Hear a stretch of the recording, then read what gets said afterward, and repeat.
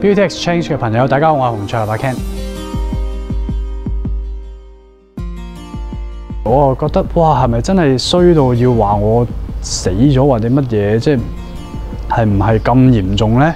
咁我嗰陣時好唔明嘅，亦都好唔放得開嘅，即係覺得出街會覺得會俾人笑嘅，即係話哎呀又睇你唔到啊咩啊！即係雖然我覺得好無聊咁，但係去到又覺得哎呀好似好唔想俾人見到我係啊，甚至乎出 show 我一開始會出嚟，大家好我係仲喺度嘅洪卓立，跟住啲人會笑嘅。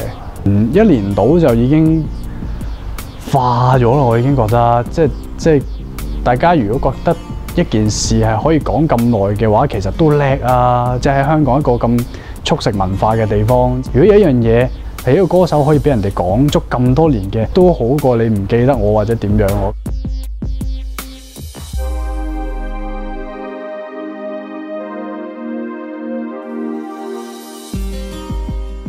嗰陣時太辛苦，即係夜晚喺台灣拍通頂嘅戲，跟住日頭飛翻嚟香港做嘢，再飛翻去再拍通頂，再飛翻嚟香港做嘢。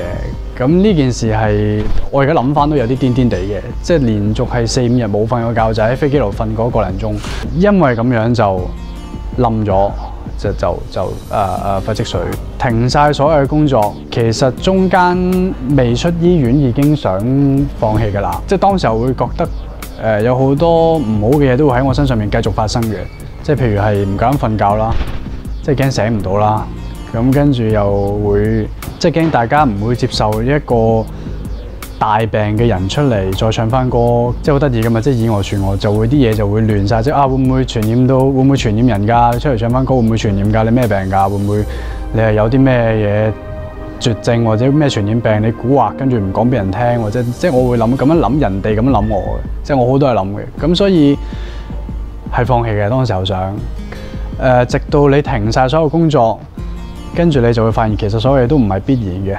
起碼我而家會珍惜自己嘅工作，即係以前錄音會好快想收工嘅，即係好想快啲翻去食飯又好，放工打機又好，即係哇會唔會真係要錄咁耐啊？咁但係而家就會好珍惜做嘢嘅時間。我自己覺得呢一個大病其實對我嚟講係一巴冚落我度，刮醒咗我嘅。